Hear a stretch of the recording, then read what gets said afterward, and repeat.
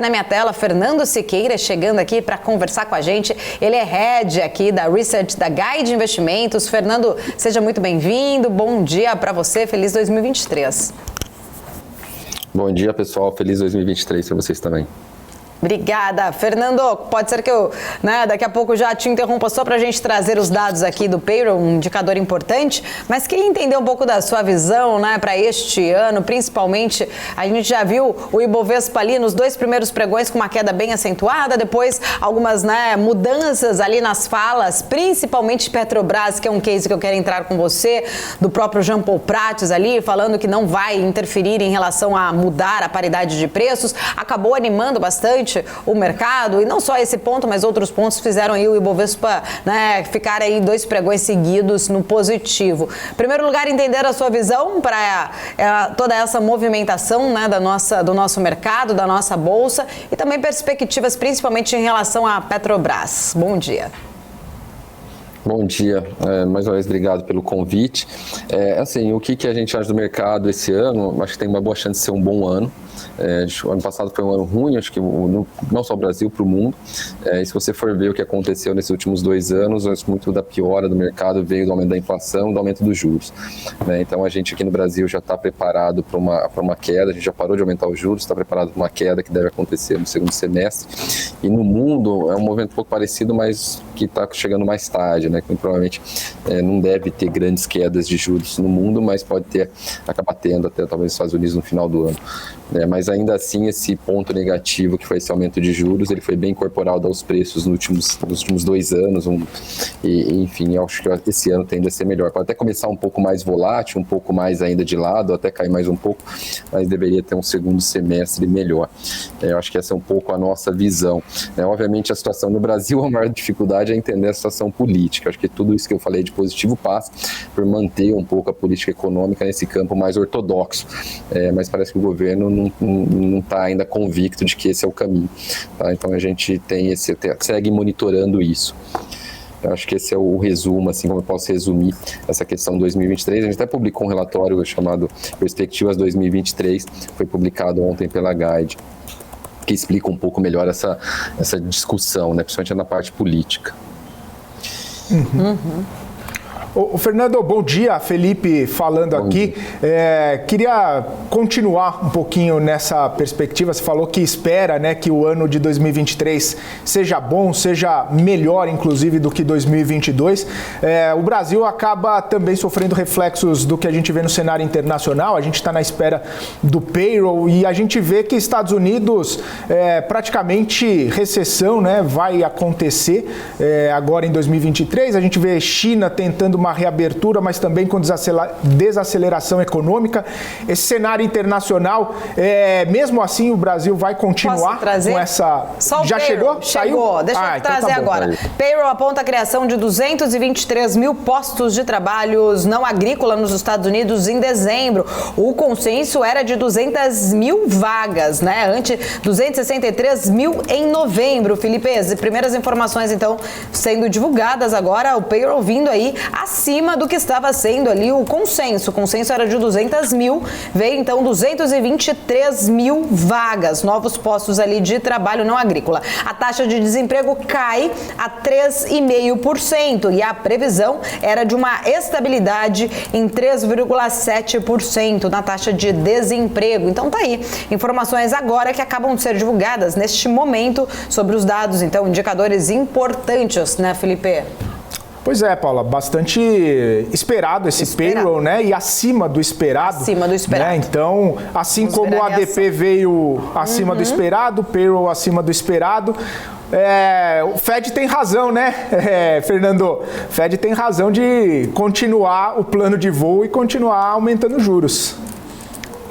Sim, a desaceleração até agora tem sido muito lenta, Então, assim, você tem alguns pontos de atenção, principalmente o setor imobiliário. Se você for ver historicamente, nunca teve uma recessão nos Estados Unidos sem que o setor imobiliário apontasse isso. E a gente já está vendo o setor imobiliário desacelerando bastante. Preços de imóveis, construção, tudo que você imaginar no setor imobiliário já está apontando para isso. Então, assim, acho que a gente vai continuar sentindo essa desaceleração ao longo do ano.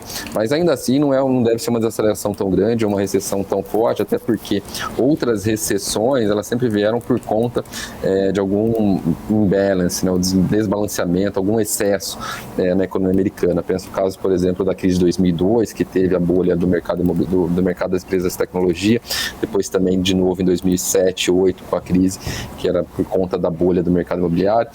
Dessa vez a gente não tem isso, né? A economia não passou por um problema, por um excesso em qualquer área, né? Então, eu acho que esse é um dos fatores que explica porque a gente tem uma visão de que não vai ser uma recessão tão forte nesse ano. E mesmo assim, olhando para assim, se a inflação já caindo, você olha para frente e consegue ver alguma saída, que é o Fed reduzir os juros, né? A situação era pior, mais ou menos há um ano atrás, quando você olhava para frente, você via uma economia que tenderia a desacelerar, uma inflação subindo e um juros só podia, o único caminho era subir, né? Então, você não consegue olhar para frente e ver qualquer sinal de melhora, qualquer caminho para melhora no curto prazo. Hoje já é uma situação diferente, né? Com a inflação caindo, você já vê esse espaço, pelo menos para o Fed, se as coisas piorarem, ele parar de aumentar os juros ou até cortar os juros em algum momento no ano que vem. Aí só pro ano que vem mesmo, né? Porque parece que o consenso é que esse ano o Fed vai continuar subindo, né? Vai tentar chegar pelo menos num pico ali de juro e corte só no ano que vem. Tem um dado importante, Felipe, só rapidinho. Os dados do salário também, tá? Subiu, importante. O salário médio por hora subiu 0,27% na margem e 4,59% na base anual. O consenso era de mais 0,4%, né? E 5% na base anual em novembro. Portanto, então, também ali algo importante, porque se o salário também sobe, mais dinheiro ali, o emprego é alto, dinheiro circulando, mais dificuldades para o Fed aí em conter essa inflação. Também temos, então, aqui já, né, de cara, o pré-mercado lá acelerando, em Nova York acelera após essa divulgação do payroll, pelo menos por enquanto. Vamos ver como que fica a reação daqui a pouco do mercado, inclusive a Débora atualiza pra gente, mas a gente tem, então, aqui taxa de desemprego revisada agora a 3,6%. Estava 3,7%, eles acabaram de fazer uma revisão a 3,6%. Então, taxa de desemprego, o número ali do salário, né, subindo também é algo importante a ser levado em consideração, né, Fernando? Sim, é que o salário subiu um pouco menos, talvez esse é o ponto, assim, então, 2 pontos positivos, né, que assim, continua tendo alguma desaceleração na criação de postos de trabalho, é muito lenta, reforça que o Fed pode continuar aumentando os juros ainda mais um tempo, mas está desacelerando, e os salários, que é o grande perigo, né, dado que a inflação é a raiz do problema, não só nos Estados Unidos, mas no mundo nesses últimos, pelo menos nos últimos 12 meses, 24 meses, os salários acelerando também é um ponto importante. Eu acho que esse talvez foi o grande sinal de melhora, né? Essa melhora de salários. Em primeiro lugar. Segundo, porque a perspectiva era 0,4, né? Veio 0,27, verdade. E subiu mais menos do que esperava. Também. Isso. E o acumulado em 12 meses também. E outro ponto que eu ia chamar a atenção é que talvez, pelo menos no lado do payroll em si, talvez tinha uma expectativa até que o número hoje foi até mais, por mais que a expectativa, como você falou, estava um pouco mais baixa, depois do dado da ADP ontem, eu imagino que muita gente falou, tá claro que vai ser um número pior, sem contar que se você ver ontem o mercado teve um dia muito negativo já com esse ADP, né? Eu acho que já prevendo que poderia ter essa surpresa, muito também na mesma magnitude, vamos dizer assim, no payroll, que acabou não acontecendo, né? Foi uma surpresa um pouco menor. Pois é por isso que talvez, né, Fernando, hoje, logo depois da divulgação dos dados, as bolsas aceleram um pouquinho mais, né, pelo menos os futuros americanos, as treasuries caindo por lá também, então mostrando aí que talvez depois do ADP o mercado estava esperando uma pancada um pouquinho maior e mesmo vindo acima do consenso, veio abaixo do esperado, né, veio acima do esperado, mas abaixo do esperado, deu uma de Dilma aqui, mas eu acho que o pessoal entendeu o que eu quis dizer. Eu diria que o preço, dado o que aconteceu ontem, os preços estavam incorporando algo pior ainda hoje, né? E você olhando nos dados, você consegue ver alguns polos ali, algumas coisas positivas nesse sentido de caminhar para um cenário mais positivo do mercado, que é uma desaceleração da criação de postos, o desemprego em algum momento aumentaria lentamente, mas ainda com uma economia crescendo. Você não precisa ter uma parada abrupta, vamos dizer assim. Claro. Eu queria resgatar um pouquinho daquela pergunta que eu estava fazendo quando a gente parou para falar do payroll, que acho que tem um pouquinho a ver também sobre o cenário internacional influenciando aqui no cenário doméstico, né? Quando a gente vê essa perspectiva de recessão dos Estados Unidos, você falou até que não vai ser tão forte quanto esperado, mas vai acontecer. Desaceleração de China, Europa, nem se fala que as coisas estão meio complicadas por lá, né? Até mesmo hoje saiu a inflação lá na zona do euro desacelerando, mas o núcleo continua bastante forte, continua bastante alto, mostrando ali uma dificuldade, né, do bloco ali para conseguir controlar a situação econômica. Queria saber se nem todo esse problema, esse nevoeiro aí na frente das economias internacionais, se nem isso acaba tirando um pouco da sua perspectiva positiva para o nosso mercado, até porque muitas das empresas acabam dependendo do cenário externo, né? Principalmente as que a gente chama que puxa, né, o Ibovespa, as ligadas a commodities, né, as blue chips, acabam dependendo bastante aí do cenário internacional. Sim, não tem como negar, né? Assim, a gente nunca... Ano passado a gente conseguiu subir com o mercado internacional caindo, ainda foi uma alta pequena no Ibovespa, mas não dá para acontecer isso o tempo inteiro, a gente não está descolado do resto do mundo. Mas assim, no caso de China, eu acho que o pior, não vejo que o pior já passou, mas pelo menos depois de um tempão ali, tentando fechar tudo por conta de Covid, eles estão indo para um caminho um pouco diferente. Sem contar que as ondas têm impacto cada vez menores, né? A gente viu isso no Brasil. Até por conta de tratamento, vacina, entre outras coisas. Então, acho que no caso da China, eu acho que boa parte da desaceleração ela já aconteceu. E Estados Unidos e Europa principalmente é menos relevante, né, para o Brasil e para o mundo. Foi ficando uma região cada vez menos relevante.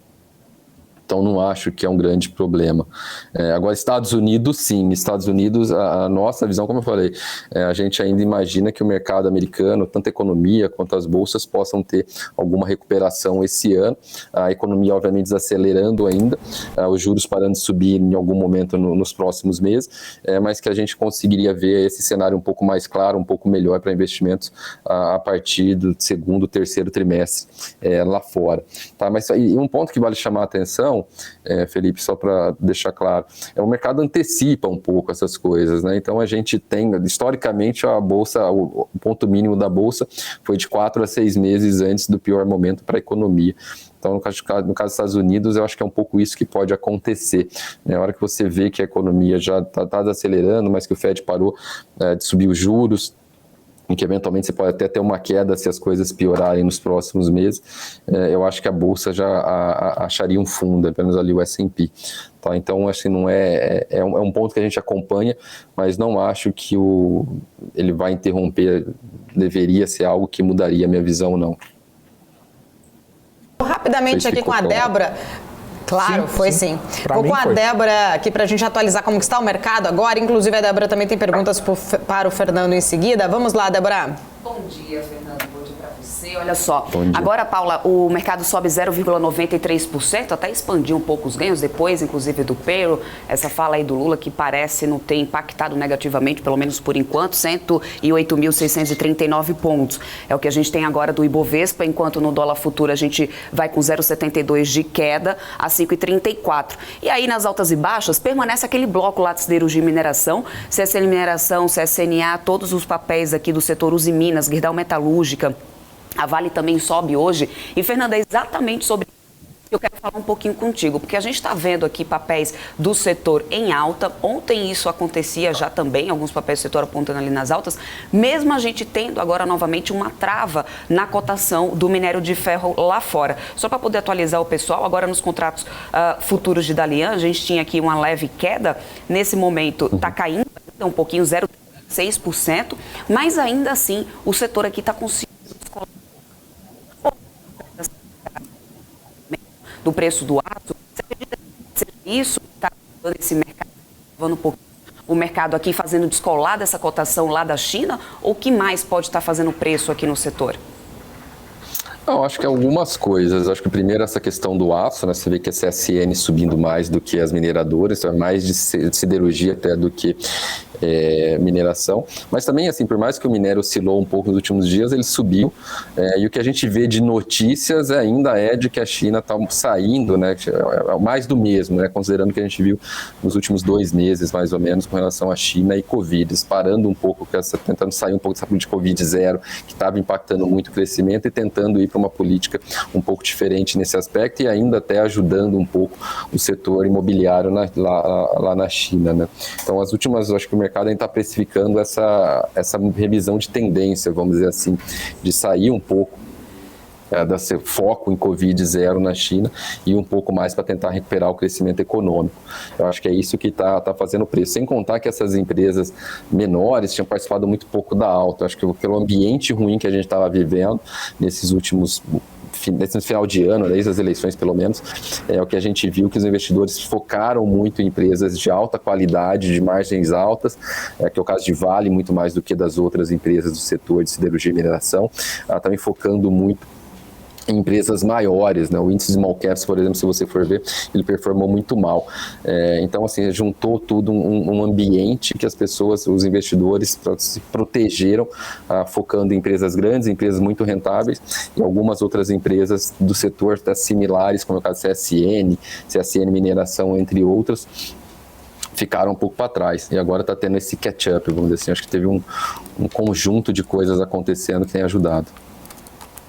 Perfeito. Obrigada, Fernando. Obrigada, Fernando. Quero voltar aqui só para a gente, então, né, já se despedir aqui do Fernando Siqueira, mas já fazendo uma última pergunta, Fernando. Qual o recado aí, o conselho que você dá para muitos investidores, principalmente de mudança de governo, né? Igual a gente estava falando ali, alguns pontos que ainda trazem incertezas. A gente sabe que o mercado fica muitas vezes tenso por conta dessas incertezas. Muita gente às vezes fica ali apreensivo. Você já começou aqui a nossa conversa dizendo que acredita que vai ser então um ano bom. Muita gente já fica, né, receoso, acredita que não vai ser um ano para renda variável, fica aí mais acreditando que vai voltar a ser um ano mais focado na renda fixa, mas eu queria entender um pouco dessa sua análise final aqui, só para a gente encerrar essa conversa. Qual o recado que você deixa para os nossos telespectadores?